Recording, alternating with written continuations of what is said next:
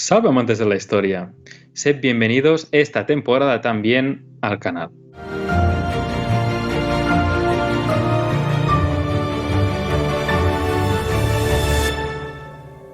Hoy, como ya os habíamos ido avanzando, vuelve, como siempre y como es de bien esperar, Ángel Portillo con su sección de Los Pilares de Roma, que como ya sabéis, y volvemos, y no vamos a cambiar nada, no os preocupéis, sigue hablándonos un poco de estas partes de la sociedad romana, estas partes de, digamos, de la historia de Roma que no se tocan porque, claro, como no son grandes generales o grandes emperadores, pues no se habla. Así que nuestro compañero y Aquilifer del grupo de recreación Barquino Orients viene a solucionarlo. Buenas. Hola amigos de Criófilos. Pues sí, como dices, a mí me gusta mucho tocar estos temas transversales sin dejar al lado los demás, porque al fin y al cabo la historia de Roma lo es todo. Con lo cual tenemos que intentar un poquitín entenderla, pues un poquitín desde la base hasta arriba, como tú has dicho. Acuérdate los debates que tuvimos para poner el nombre a esta sección, y precisamente creo que los pilares de Roma están muy bien porque es la base por la cual se fue construyendo toda esta sociedad romana, que ahora tanto todavía somos romanos. De algún modo, sí, sí. Pues, ¿de qué nos vas a hablar hoy? Venga, danos un avance. Pues hoy vamos a hablar de un tema delicado, de un tema pero que yo creo que es muy importante, que es de la Puela, que es de la joven casadera de aquella época, ¿no? Que estaba, bueno, el título del programa es La Puela romana, criada o educada para el matrimonio. Pues sí, además tú ahora ya hace un tiempo, pero estás bastante metido en este tema, ¿no? Porque has tenido a nivel, digamos, editorial, pues varios enfoques de este tema, ¿no? Sí, sí, estoy trabajando, bueno, porque Arnau, como has dicho tú, tenemos que entender a las personas y tenemos que entender sus reacciones, tenemos que empatizar con ellos para saber por qué pasaban las cosas que pasaban en aquella época. Yo ahora, por mi inquietud literaria, pues estoy tocando mucho este tema de la puela o de la matrona, de la coniux, de la mujer, de la esposa, ¿no? Y ahora estoy muy metido en esto precisamente porque estoy haciendo una serie de libros que se llama Crónicas Romanas, en los cuales la mujer romana, la matrona romana, la domina romana, es protagonista, y entonces estoy muy metido en esto. Bueno, pues no te entretengo más, ya lo sabes, yo no me meto, yo te dejo hablar, que al final es lo que quieren los suscriptores, así que adelante. Sí. Como siempre, Arnau, soy muy pesado, tanto en mi podcast como en todos los que colaboro, diciendo que no podemos ver nunca los hechos del pasado con los ojos actuales, porque si los vemos con los ojos actuales no entendemos lo que pasaba en aquella época, porque las inquietudes de esas personas eran diferentes, las necesidades de esas personas también eran diferentes, y evidentemente la reacción ante las cosas de la vida era también diferente, con lo cual era su realidad social, que tiene algo que ver con la nuestra, pero no es exactamente la nuestra. Desde nuestro punto de vista, nuestra realidad social es la que nosotros queremos mejor para nosotros, y aunque nos cuente entender, los romanos y las romanas de la antigüedad pensaban que esa sociedad, que esa realidad social, era la mejor para ellos, y esto hay que verlo así. Sí, sí, es importante esto, creo que es muy importante, y es algo que creo que tengo que decirlo, no es porque estés aquí delante mío, sino porque es verdad, creo que tú le das un enfoque bastante, digamos, atrevido, bastante importante además, porque no vas sin tapujos, le das, estoy hablando sobre todo de las novelas, también de los artículos y programas, tú al final te metes en la mente de un romano, de una romana de esa época, y sin proyectar, digamos, nuestro presente a su pasado. Y creo que eso está muy bien. Y está muy bien que hayas hecho este aclaramiento, porque creo que tristemente es necesario hacer estas aclaraciones también, porque claro, al final alguien en los comentarios se lo podría tomar a mal y tampoco es necesario. O sea que... Es sencillamente intentar explicar lo que sucedía en aquella época sin compararlo con lo actual, y ya está. Y eso es la historia, al fin y al cabo, intentar entender las actitudes de estas personas para que no se repitan lo que nosotros creamos o lo que nosotros creemos que no es correcto, y es conociéndolo y sin entrar en presentismos, para que usar la palabra moderna, ¿no? A mí me gustaba una palabra anterior o una frase anterior que utilizaba Asimov, que era perderse en la no traducción. Si nosotros explicamos lo que hacían aquellas personas aplicando la moralidad actual, no entendemos absolutamente nada. Con lo cual, hay que explicarlas como eran y luego a cada uno que tome sus conclusiones.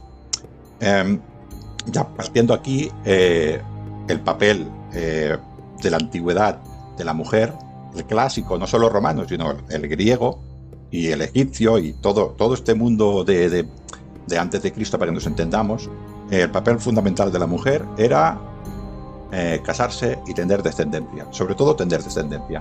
En estas sociedades, para ser así muy resumido, Roma era una civilización que estaba montada, que estaba organizada para la guerra.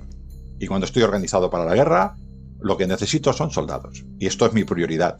Y las que hacen soldados, las únicas que pueden dar descendencia, son las mujeres. Por lo cual, eso se convierte en una política de Estado, porque es imprescindible controlar la procreación de la mujer. Y esa era la visión que tenían tanto en Grecia como en Roma, como probablemente los íberos, los germanos y toda aquella sociedad que se montaba para la guerra, ¿no? En este caso estamos hablando de Roma y estamos hablando de la puela. Aquí tenemos tenemos varios autores clásicos. Uno de ellos es Juan Crisóstomo, ¿vale? Que nos define, yo creo que lo tengo aquí en el guión que te he pasado, porque creo que lo define perfectamente, ¿no? No lo leeré todo porque el texto es muy largo, pero viene a decir que el papel fundamental de la mujer es ocuparse de sus hijos, de su marido y de su hogar. No está capacitada para hablar en el Consejo Municipal, pero puede dar su opinión en lo tocante a los asuntos domésticos. De hecho, a menudo conoce mejor las necesidades del hogar que el marido. Elimina todas las preocupaciones y libera a su esposo de todos los problemas al ocuparse de la despensa, de la lana, de cocinar, de la ropa y de todo el resto de tareas impropias de los maridos.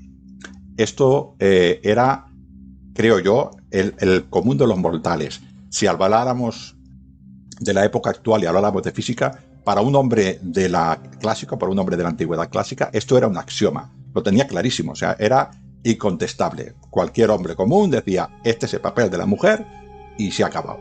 Y lo tenía clarísimo, o sea, no había discusión alguna. Y en este sitio, en este rol, era en el que estaba esta puela, esta mujer.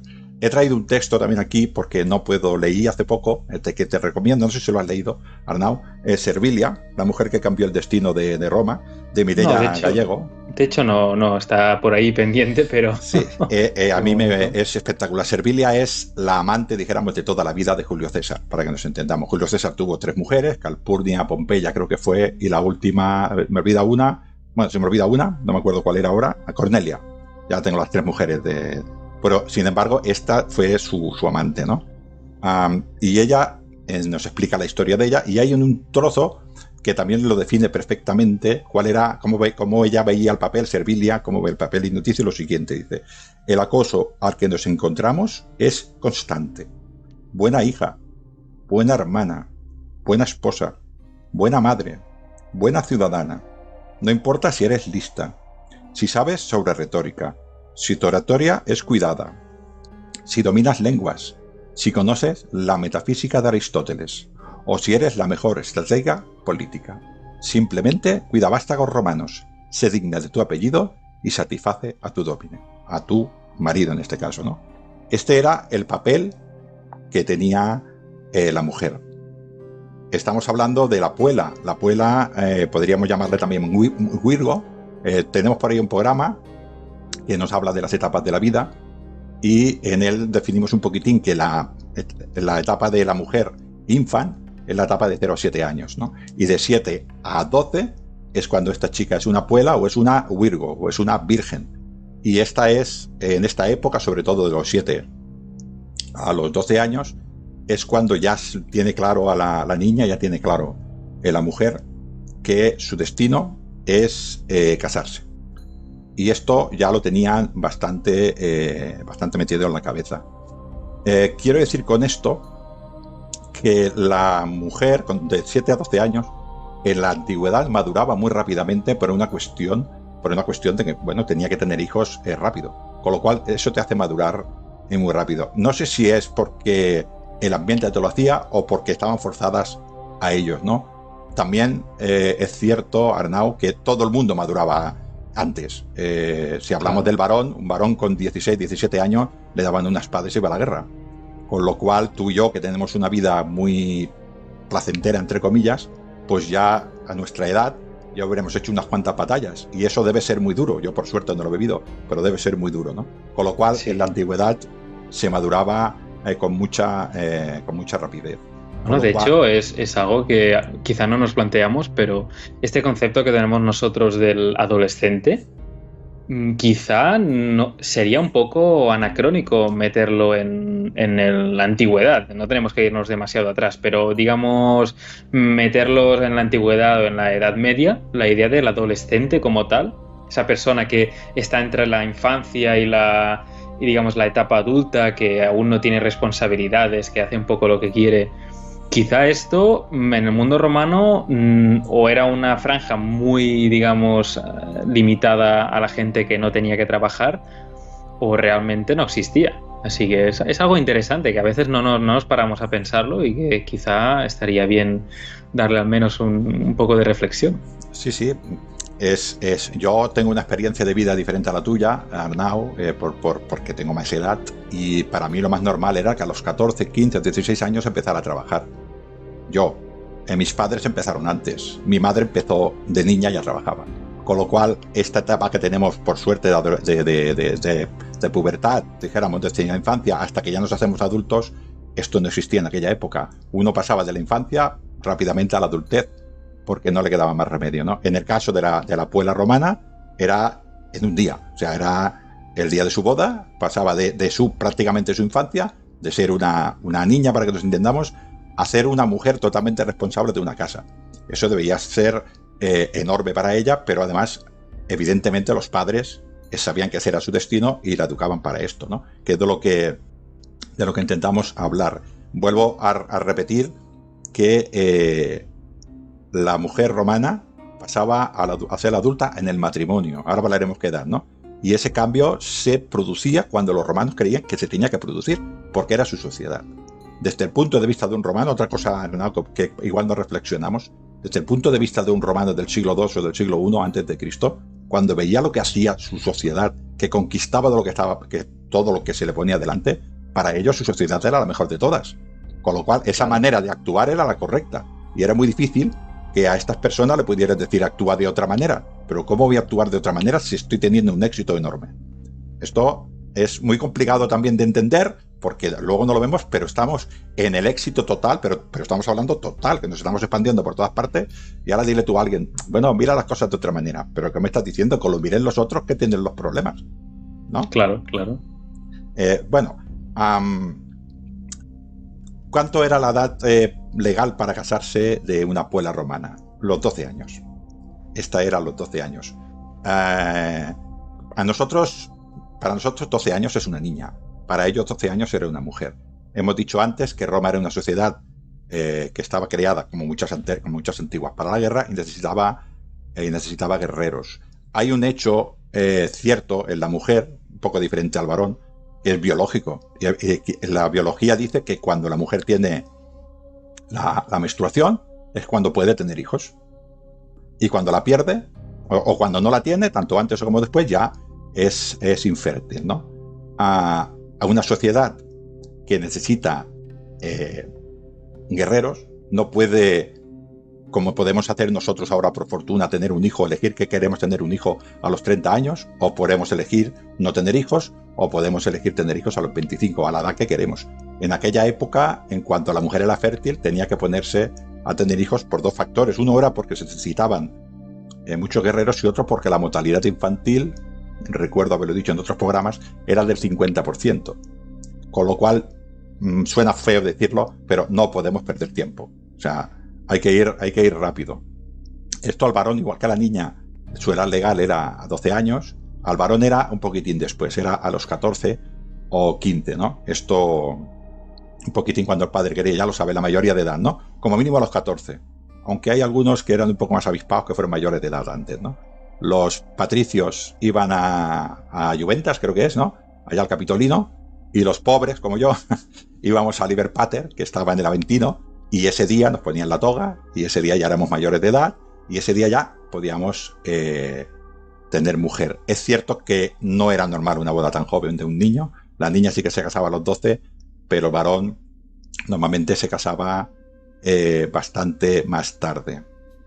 La edad legal era los 12 años, pero sabemos por epigrafía, por el Corpus Inscriptionum Latinarium, el cuerpo de inscripciones latinas, o algo así, no sé si te he dicho bien.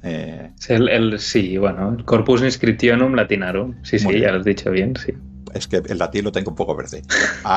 Pues sabemos a través de ella que hay a niñas, para nosotros, a mujeres para ellas, que han muerto antes, ¿no? Tenemos, por ejemplo, una tal Iovina, que se murió a los 10 años. Una tal Fabia Huemella, que de Roma, que murió a los 11. Una tal Primitiva de Roma, que también murió a los 10 años.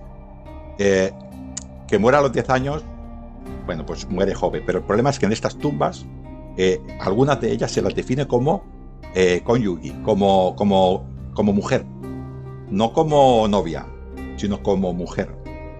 Esto nos hace pensar que es bastante probable que niñas fueran antes a las casas de las familias, sobre todo poderosas. ¿Cómo podemos interpretarlo esto? Yo lo digo, cada uno que lo interprete como quiera. Una de las cosas por la cual podía ser que se fueran antes de esta edad es porque sencillamente les había venido la menarquía, les había venido la menstruación antes de los 12 años. Y no estamos para perder tiempo. Le ha venido y vamos ya, ¿no? Otra también podría ser sencillamente pues porque el marido, por ejemplo, igual se había ido a la guerra, por decir algo, ¿no? Y ella se casaba o se comprometía con el marido y ya iba a casa del esposo, porque ya dijimos en otro programa que la sociedad romana era una sociedad patrilocal, o sea, todo iba a casa del padre de familia, con lo cual esa mujer se desplazaba allí, y lo que hacía la familia era enseñarle las costumbres de la familia que ahora la adoptaba. Y eso necesitaba una educación especial, pues porque esa familia tuviera unas manías, ¿no? Unas manías, perdona, una forma de ser, ¿no? Y también, por ejemplo, pues le enseñaba pues a quién abrazar, a quién no abrazar, quién era el enemigo político, quién no era, a quién sonreír, a quién no sonreír. Estamos hablando de este tipo. Otra cosa también podría ser sencillamente por el control de la virginidad. Tú me la traes a casa joven y así ya yo ya la controlo. Y otra sencillamente era pues porque la casaban antes de tiempo y pasaba pues bueno, pues sencillamente el marido la utilizaba pues como su mujer. Aunque no tuviera los 12 años, ¿no? Aunque legalmente esa boda no era considerada mujer legal hasta los 12 años, bueno, al fin y al cabo, la única condición que había para que una mujer, una puela, se casara con un hombre era que el padre de familia, su padre, acordara la boda con sus correspondientes dotes, y esta era la única condición para que fuera legal a los 12 años, pero nada impedía que esta mujer, que esta niña, fuera a casa del marido. ¿Qué pasaba una vez que esa mujer, esa niña, estaba en casa del marido? Pues no lo sabemos, ¿no? Con lo cual, la condición que la mujer se casara era que, bueno, aquí en los textos dice piripotens, o sea, que fuera capaz de soportar a un hombre. Y esta era la única condición que había. Y bueno, y evidentemente, como hemos dicho también, la voluntad del padre de familia. Esto es la situación en la cual estas mujeres pasaban a casa del esposo y se casaban. Hay ejemplos, yo ahora me acuerdo de un ejemplo que es muy famoso, que es de Pompeyo y de la hija de Julio César. La hija de Julio César creo que tenía 12 años cuando se casó con Pompeyo. Pompeyo tenía que tener cerca ya de los 60. Y bueno, las crónicas nos dicen, tampoco sé muy bien si que tomármelas muy bien o no, pero que entre ellos hubo un amor relativamente fuerte y que Pompeyo cayó en una depresión cuando murió Julia y la hija, cuando murió en el parto, y quizás ahí, bueno, la unión entre Julio César y Pompeyo sufrió, ¿no? Pero estamos hablando de que de que la visión del mundo que nosotros tenemos de estos 12 años es una visión muy diferente para los romanos. Como he dicho, el aspecto físico no era importante a la hora de casar a la novia, de la niña. Al hombre se le hacía, que se llamaba la expectio corporis, que era, como hemos dicho, esto el día de la toga. Al parecer había una especie de el padre comprobaba que los atributos masculinos del varón estaban plenamente desarrollados, y a partir de entonces decía: tú ya vas a ser mayor de edad. De hecho, en una ceremonia íntima en la familia, el día de la puesta de la toga viril, ¿no? Sin embargo, la niña no se hacía absolutamente nada de esto. La niña decía: tú ya estás casadera, y te casas, ¿no? Es para que entendamos esto. Claro, ¿cómo sería una mujer de esta época con 12 años? ¿Estaría más desarrollada que las mujeres de ahora? Pues esto va como todo. Va por familia, va por razas. Todos conocemos niñas, y cada niña de 12 años, 13, 14 años tiene un desarrollo. Yo me quiero imaginar que en la antigüedad pasaba lo mismo, ¿no? Esto, sin embargo, no era tenido en cuenta por los padres de familia, ¿no? Así que una mujer era llevada a casa del esposo o se casaba cuando era virum patipotes, o sea, cuando físicamente, desde el punto de vista del padre, cuando físicamente podría aguantar al hombre. Y esta era la única condición por la cual esta niña se casaba. Esta era la única condición. Y ya tenemos a la niña, dijéramos, casada. Hemos dicho que era patria local. Esta niña dejaba su familia y se iba a casa del marido. ¿Cuál sería la educación que se le daría a estas niñas, ¿no? Al principio parece ser que hasta los 7 años había poca diferencia en cuanto a la educación de uno y del otro.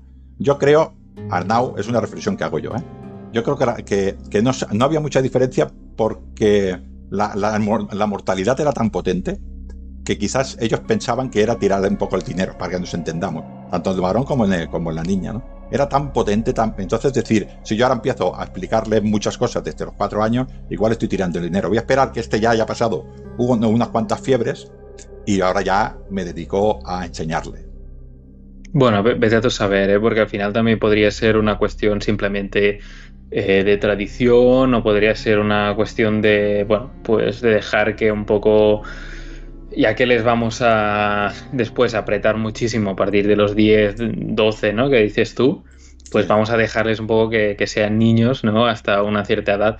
Vete a tu saber, al final nosotros hoy en día también hacemos muchísimas cosas que no sabemos ni por qué las hacemos así porque se han hecho siempre así. Sí. Pero bueno, podría ser cualquier cosa. Sí, podría ser cualquier cosa. Sí, también, como dices tú, en Roma, y sobre todo en Roma, la costumbre de la gens, sobre todo, era muy potente, ¿no? Con lo cual, esto se hace así porque se ha hecho así toda la vida, y así se tiene que hacer. Con lo cual, ¿no? Pero bueno, más o menos hasta los 7 años no había mucha diferencia. Bueno, los juguetes eran sexualizados, en el sentido de que a la mujer le darían, entre comillas, carritos y muñecas para cuidar, y al niño le darían espadas y escudos. Pero bueno, está la educación que prácticamente he tenido yo, ¿no? Quiero decir, a mí me daban metralletas de plástico, ¿no? Y a mi hermana me daban carros. Pues estamos hablando de esta. Pero bueno, la infancia, pues más o menos así. A partir de los 7, ya la educación estaba muy clara. Muchas familias, sobre todo las de la élite, había una especie de, ¿cómo podríamos llamar? De escuela elemental, ¿no? Para que nos entendamos, ¿no? Y ahí iban los niños, pues como has dicho tú, que no trabajaban. El niño del panadero, hacía pan desde que tenía fuerza en las manos para hacer pan. Y la hija del telar, lo mismo. Con lo cual quiero decir que esto era así. Pero bueno, el que tenía esta suerte pues iba a la escuela. Creo que se llamaba Ludus Literarius, que es la escuela más elemental, ¿no?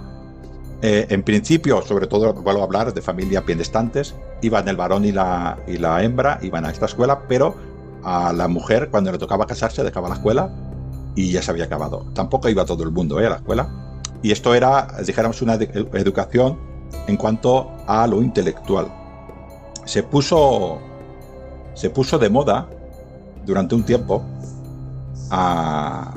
que había gente que no. Por ejemplo, un tal Catón, de la época de Cicerón, Los Catón son bastante, bastante romanos, bastante duros, ¿no? Reaccionarios. Sí, eran bastante decir. así. Sí. No lo veía bien, pero por ejemplo Escipión y otro tipo de hombres sí que veían que sus hijas tuvieran un cierto nivel intelectual, un cierto nivel en filosofía, ¿no? Y esto, ¿por qué lo permitían? O sea, estamos hablando de que el papel fundamental de la mujer es tener hijos y cuidar al marido y cuidar la casa, ¿no? Entonces, ¿qué sentido tiene que a estas personas, sobre todo de la élite hablo, le enseñen este tipo de filosofía o le den una educación superior, ¿no? Algunas fuentes nos dicen sobre todo que es porque no solamente tenían que cuidar de los hijos, sino que tenían que hacer ciudadanos romanos, y ciudadanos romanos de bien, ciudadanos romanos que supieran pues ser cuestores, que supieran ser ediles, que supieran ser pretores y que supieran ser cónsules, y censores ya sería lo demasiado, ¿no? Con lo cual quiero decir que la primera educación, si bien estaba tutelada por el padre, estaremos todos de acuerdo que el niño está bajo de la madre durante muchísimo tiempo, ¿no? Entonces, si esta madre tenía un cierto nivel, pues esto se lo podía traspasar a la hija también, ¿no? Y esta hija luego volvería a ser ciudadanos romanos de bien. Esto, había familias de la élite que lo querían y había familias de la élite que no lo querían. Con lo cual, incluso había algunas familias que eso lo veían bastante mal. Y también hubo otra época, que esto es más difícil de entender, en la cual enseñaban música y les enseñaban danzas, ¿no? Esto sí que ya Catón, ya te digo yo que Catón esto no lo aceptaba. Nada de nada. De ninguna de las maneras. Les llamaba Docta Puela, ¿no? Y decía que para qué querían eso, si eso solamente servía para excitar a los hombres. Esto era imposible que una mujer casta hiciera esto, ¿no? Con lo cual, bueno, lo que quiero decir es que sí que había una cierta educación. Estamos hablando siempre de la élite, pero rara. Yo creo que esto era bastante una rareza. Lo normal era ir a esta escuela para que la mujer tuviera un poquitín de poder leer, de poder hacer unos ciertos números, porque al final tendría que llevar su domus, y sobre todo cuando el esposo no estaba, pues ella era la que se encargaba de todo esto, ¿no? Pero a partir de ahí, al tener hijos y a criar, ¿no? Sí, de hecho, ya que hemos estado hablando un poco de qué se hacía con las niñas, pero al final, como toda sociedad, como la nuestra, como la de hace 20 años, como la de hace 200 años, como la romana, al final todos nos guiamos por ideales. ¿Cuál era el ideal de la niña o de la mujer casadera perfecta? Sí, esto... el ideal, un tal Musonio Rufo nos dice en disertaciones, nos dice lo que esperaba de una mujer, ¿no? Y entonces decía que tenía que ser, sobre todo, la virtud más importante era la pudiquitia. Podríamos llamarlo el pudor, ¿no? Es una especie, pero no solamente, no el pudor nuestro, sino el autocontrol, el saber comportarse, el saber retener un poquitín los sentimientos cuando tocaba, sobre todo ser casta. Si no faltaría casta, más. Faltaría más. Casta en el sentido romano, o sea, casta. También debía ser una trabajadora del hogar, ¿no? Que se llama domiseda, trabajadora del hogar. También tenía que ser dirigente, pienta. Tenía que estar preparada y dispuesta para alimentar a sus hijos con su pecho y servir a su marido directamente. Creo que, no sé si es, corrígeme si me equivoco, ahora no sé si es Suetonio o Plutarco. Yo Plutarco me lo creo más, que dice que Livia Drusila era una matrona, la esposa de Augusto. Era una matrona excelente porque le servía a ella con sus manos. Entonces era una cosa que le decía, pedazo matrona que tiene el Augustus. O sea, se lo estaba diciendo. Decía, es una dama de alta clase, pero sin embargo le da de comer a Augusto con las manos. Seguramente Suetonio es un poco, ¿no? Sí, bueno, Suetonio, sí, los que estéis un poco más versados en esto sabréis que es digamos que los del Hola y los de estas revistas del corazón son unos principiantes al lado de Suetonio. O sea, le gustaba lo que se llama el salseo, le gustaba Sí. estas chismes y estas, bueno, y como Sí. más estrambótico, mejor. Sí, bueno, yo me refiero en el sentido de que probablemente es un chisme, pero él, en este caso no la critica, Sí, sino sí. la alaba y le dice, es que es la Augusta, porque ya era Augusta en aquel momento, le da a Augusto, se lo da de sus propias manos. Mira qué pedazo de matrona que tiene, ¿no? Sí. También tenía que ser un tema muy importante lo de la nípica, ¿no? Lo de hacer su propia ropa. Esto también es muy importante. Tenía que ser honesta, moderada, sobria, prudente, frugui, ¿no? Hay un texto también de un tal Dominicio Ulpiano, en una obra que se llama Ad Edictum, que nos dice lo siguiente, nos dice: por mater familias debemos entender la que no vivió deshonestamente, porque las costumbres distinguen y separan a las demás mujeres de las mater familias. Por consiguiente, nada importará que sea casada, viuda o que sea ingenua o libertina, porque ni las nupcias, ni el nacimiento, sino las buenas costumbres hacen a la mater familias. O sea, no solamente tenían que estar, se casaban a los 12 años, sino que tenían que tener este tipo de comportamiento, porque la sociedad les presionaba sobre ello. He traído un ejemplo que me gustó mucho de Valerio Máximo, de Hechos y Dichos, ¿no?, que nos explica lo que pasó con la mujer de Galio Sulpicio Galo, un hombre, estamos hablando creo que es del siglo III antes de Cristo, ¿no? Este hombre se separó de la mujer. ¿Qué hizo la mujer? La mujer salió de su casa sin el pelo tapado. Recordemos que la mujer, la domina romana, se hacía el peinado y se lo tenía que tapar porque ese peinado era solo para su marido. Eso era parte de la puriquitia, del pudor. Esto era para él, ¿no? Y él le dijo, se divorció, la repudió y le dijo: es la ley la que determina que solo mis ojos comprueben tu belleza. Arréglate pues para ellos. Consigue que te vean bella y fíate solo de su juicio. Pero si te dejas ver de forma demasiado provocativa, necesariamente caerás en la sospecha y en la culpa. Estamos hablando que para él, esta mujer salió a la calle provocando porque iba sin el pañuelo en el pelo. Esto hay que entenderlo así. Es terrible, ¿eh? Es muy exagerado, ¿eh? Es muy exagerado. Sí. Es cierto que en Roma, si la mujer iba provocando, se consideraba que era más culpa suya que del hombre, porque el hombre, su tendencia sería, su tendencia varonil, que iba a ser, pues, tomar mujer. Si la mujer provoca, es más culpa de la mujer que no del hombre.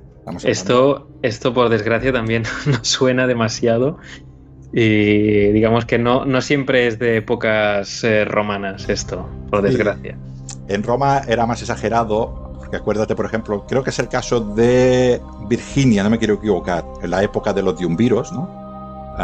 De los decimviros, perdón, de Apio Claudio, que su padre la mató en el foro porque, bueno, fue violada por Apio Claudio, ¿no? Pero bueno, el hecho fue que al ser violada deshonraba a la familia. La mujer no tenía culpa, pero la visión que tenía Roma era que al haber perdido la virginidad quitaba el honor a la familia, con lo cual la mató públicamente, ¿no?, para lavar el honor de su familia. Es así de exagerado. Es decir, que la mujer tenía que vigilarse muy bien porque las consecuencias podían ser muy fuertes. Bueno, y de hecho el modelo, el rol a seguir estaba ahí, estaba en historias, en la tradición, como por ejemplo en la historia de Lucrecia, por ejemplo, que es exactamente esto. Es decir, ya es un modelo de mujer, de honor, en este caso femenino, sobre todo de la mujer casada, que estaba fuertemente cimentado, digamos, debajo de toda esta tradición de cientos de años. Este Mos Maiorum. Sí. En el caso de Lucrecia, además, la gente que les guste que la lea, porque la leyenda de Lucrecia es leyenda, pero es una enseñanza a las mujeres, ¿no? Y es ella la que se mata, aunque el marido, el padre, Espurio, le dice que le perdona, que ya no tiene culpa, que iba a hacer si un hombre la amenaza con una espada, ¿no? Y el marido Colatino también le dice que no tiene culpa porque ella no pensaba ella no pensaba, dijéramos, en perder la castidad, sino que vino un hombre con un arma y la amenazó que iba a hacer, ¿no? Ella se quita la vida porque dice que nadie puede alegar su ejemplo. Ella ha sido mancillada y tiene que perder la vida. Esto es un poquitín como ellas se les hacía ver este mundo. Y yo creo que lo tenían bastante aceptado. Esto es otro concepto que nos cuesta mucho, Arnau, porque vivimos en nuestra época, ¿no? Es que estas mujeres, en este entorno, muchas de ellas, no todas, igual que ahora tampoco todas, muchas de ellas serían totalmente plenas y felices en su sociedad. Y esto nos cuesta un poco entenderlo, porque dentro de su papel, si ellas lograban, allá les decían, tienes que tener hijos para tu marido, tienes que tener un marido más o menos bueno, y ella tenía un marido más o menos bueno, le daba 5 o 6 hijos varones, el hombre pues la cuidaba, pues esa mujer cuando llegaba a sus 40 o 50 años, iría satisfecha por un mundo, diría: yo he hecho lo que la sociedad espera de mí. Sí. sí. Esto hay que entenderlo, ¿no? El último punto, si quieres, para ir concluyendo, es el de, claro, ¿cuál es el papel fundamental de la mujer? En la sociedad romana era casarse, tener hijos y generar esa descendencia, ¿no? Pues, ¿qué pasaba cuando esa mujer moría justo en esa época? Evidentemente el padre y la madre pues sufrían porque era su hija. Por mucho que nosotros nos creamos, otra cosa que quiero que los clientes piensen, que los oyentes piensen, es que el padre, aunque diera a su hija en matrimonio, no dejaba de querer a su hija. Lo que pasa es que vivía en esa sociedad y él creía que eso era lo mejor para su hija. Tenemos que entenderlo así. Él miraba a un hombre y decía, este hombre le va a dar un buen futuro a mi hija. Habría alguno que no, como ahora, ¿no? Quiero decir, pero la inmensa mayoría, yo estoy seguro que miraban y decían, mi hija tiene que irse con un hombre que le vaya bien. Se equivocaría o no, como todo en la vida, ¿no? Estamos hablando de que el papel de esta mujer es tener hijos y casarse, y en ese momento muere la chica. No solamente se lloraba la pérdida de la hija, sino que también se lloraba la pérdida de la futura madre, la pérdida de su servicio, para que nos entendamos, de su servicio a Roma, la pérdida de generar esos hijos, porque estaba ya tan próximo, vamos a ponernos 10 años, 11 años, estaba ya tan próximo a hacer lo que se esperaba de ella, que todo eso, no solamente se lloraba a la hija, sino se perdía la futura madre que había. Y eso es muy doloroso, ¿no? He traído aquí dos ejemplos. Uno es de Plinio, de unas cartas de Plinio, y la otra es un epitafio, ¿no? También del cuerpo de inscripción en latina, ¿no? La de Plinio nos dice, es un ejemplo, ¿no? Dice, no había cumplido aún 13 años y ya mostraba la sabiduría de una anciana y la dignidad de una madre de familia, al mismo tiempo que conservaba, no obstante, la dulzura de una niña y el pudor propio de una joven virgen. ¡Qué muerte tan cruel y prematura! Y aún más desgraciado que la propia muerte fue el momento en el que ésta le sobrevino. Estaba ya comprometida con un excelente joven. Se había elegido ya la fecha de la boda y los familiares y amigos habíamos sido invitados. ¿En qué tristeza se troncó esa alegría? O sea, no llora solamente la pérdida. Este es Plinio, son de estas cartas tan buenas. Este libro es fantástico, El libro de cartas de Plinio nos da mucha información, ¿Cómo nos dice esto? No llora la alegría, pero no llora la pena de la muchacha, pero también nos dice, es que se ha muerto cuando empezaba realmente su vida. Su vida era la de matrona, ¿no?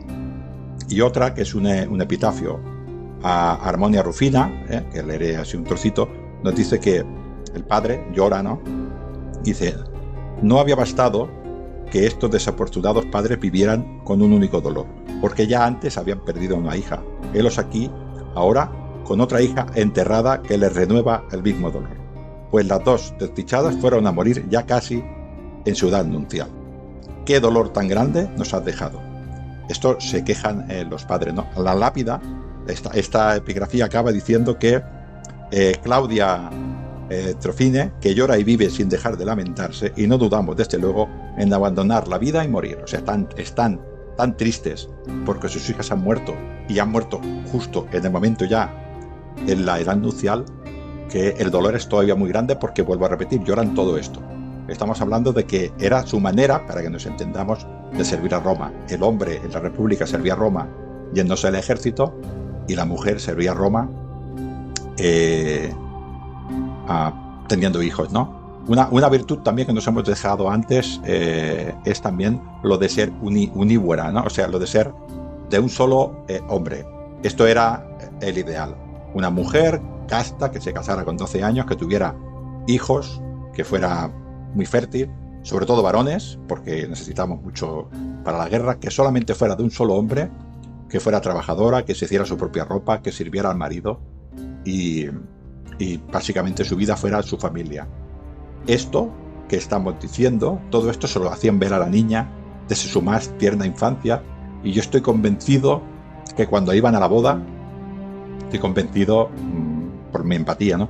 Aparte de todos los miedos evidentes que tendrían que tener estas criaturas, ellas estaban convencidas que esa era su visión en Roma.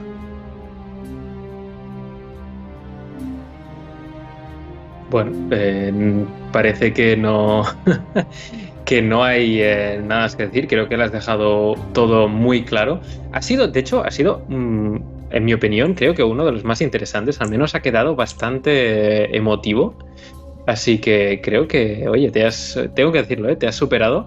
A ver qué dicen los oyentes, los suscriptores del canal. Pero tengo que felicitarte. Personalmente es uno de estos programas que más me han gustado. Y a ver qué opina la audiencia. Esto siempre, gracias por las felicitaciones. Yo siempre ya sabes que intento tratar estos temas y como has dicho, procuro decirlo de una manera cruel, pero tampoco, quiero decir, sin comparar ni nada. Es como yo creo que era así, según los textos y ya está. Vuelvo a repetir, este programa hay que oírlo con los ojos de una persona del siglo II, siglo III antes de Cristo, no con los ojos de un hombre ni mujer del siglo XXI. Perfecto. Lo que has dicho se va a misa, así que no voy a añadir nada más. A vosotros, los que estáis ahí escuchándonos, porque esto va a ser un programa de podcast y ya está, no hay nada que ver.